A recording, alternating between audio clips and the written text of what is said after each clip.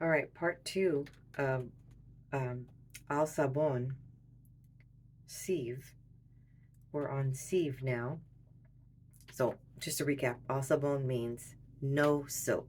So now we're moving on to Sieve, and Sieve means too much or many, abundance multiplies in quantity. And Job was talking about knowledge, words, multiplies. And I just was talking about the Matthew Henry concise commentary on what the verse was. Therefore, doeth Job open his mouth in vain, he multiplied words without knowledge. If we can recall, he was complaining about his life. Job 35:16, when he lost everything and the Satan was allowed to tempt him and he lost everything. And then he started talking, and he also got ill. And so he started to complain to the Lord, and that in itself was sinful. All right, so Barnes notes on the Bible commentary. Therefore, in view of all that Elihu had now said, he come to the conclusion that the views of Job were enormous, and that he had no just cause of complaint. He had suffered no more than he had deserved. He might have obtained a release of mitigation if he had applied to God, and that government of God was just and was every way worthy of confidence. The remark of Job, therefore, complaining of the severity of his sufferings and of the government of God, were not based on knowledge and had, in fact, no solid foundation. So, Matthew Poole's commentary, therefore, hence it is manifest, open his mouth in vain, pour forth his complaints without any success, and gets no ease by them. He multiplieth words without knowledge, therefore discovering his ignorance of God and himself.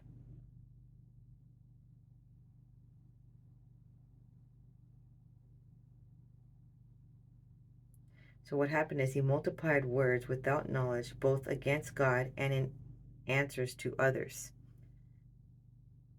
Was becoming a bit bitter, being in a great measure of ignorant of the nature and number of his sins, and of his afflictions, and of the end of God in them, and of the right he had to lay them upon him, us well, as of his duty patiently to bear them, and trust in God, and wait his own time for deliverance out of them, and or the truth of this, and he was afterwards convinced and acknowledged it.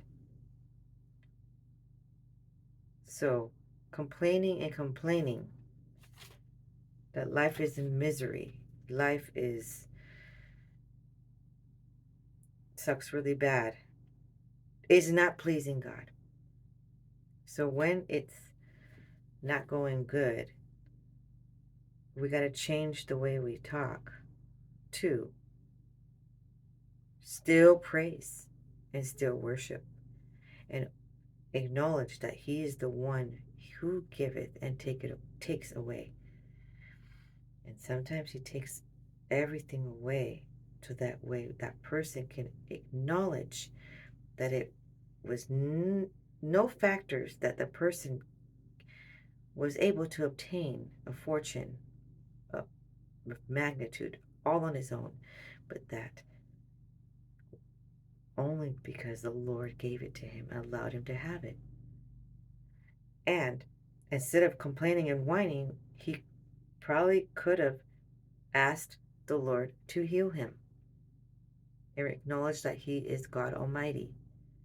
But instead, he was talking about how enormous was God's wrath in the entire book, and how he can, obliterate everything. Might as well do it now and just end his misery. But then he's talking negative, like he'd rather die. It's still negative talk is not going to get us anywhere. So then a sieve, a net like implement. So it references Amos 9:9. For I will give the command, and I will shake the people of Israel among all the nations as grain is shaken in a sieve, and not a pebble will reach the ground. So this, we go into the commentary. It says, sift. Ellicott's commentary, shake to and fro that which is not chaff shall be preserved and dispersed as seed. The race shall live. Though the kingdom be destroyed, this peculiar judgment is threatened. So Leviticus 26:33, I will scatter you among the nations and will draw out my sword and pursue you. Your land will be laid waste and your cities will lie ruins. This is talking about the wicked and the lukewarm. All right. So Deuteronomy 28:64, then the Lord will scatter you among all the nations from one end of the earth to the other. There you will worship other gods, gods of wood and stone, which neither you nor your ancestors have known. The commentary on that is pulpit commentary. Those of them that survive the plagues that should come upon them and the horrors of the siege should be scattered among all the nations to the ends of the earth, and there to be utmost indignities and sufferings. Okay, so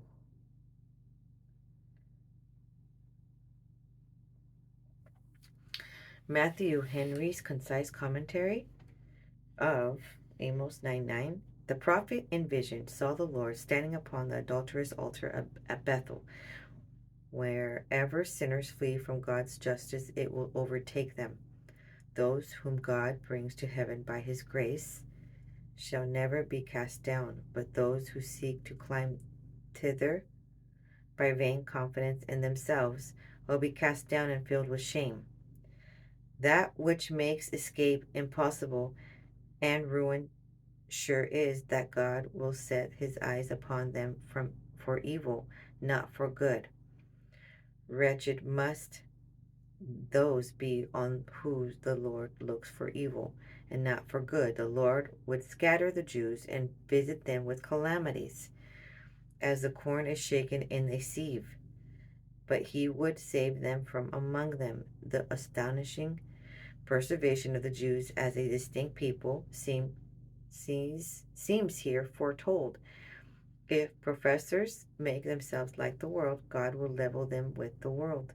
The sinners who thus flatter themselves shall find that their profession will not protect them. So that goes to show that wisdom and knowledge is given by the Lord. And we can obtain that in the secret place. But if we're too busy complaining, we're too busy finding our own way to gain wealth, gain promotions, anything that we have, we feel that we are doing it in our own will, with our own strength, with our own education. And that's when the Lord decides to sift the house of Israel.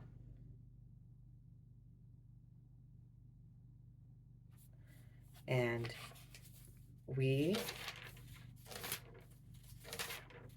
that is why in the segment of Sabakosi, because our cup will overflow if we acknowledge the Lord, that he will purify us. His version of his soap, which is no soap. And that would prevent us from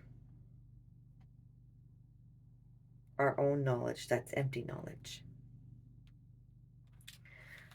All right, I hope that this has brought you some insight on how to, um, we're digging deep on how we can get to know the Lord better. And in the description, I will put some verses down, and I have some links there if you're interested in sewing.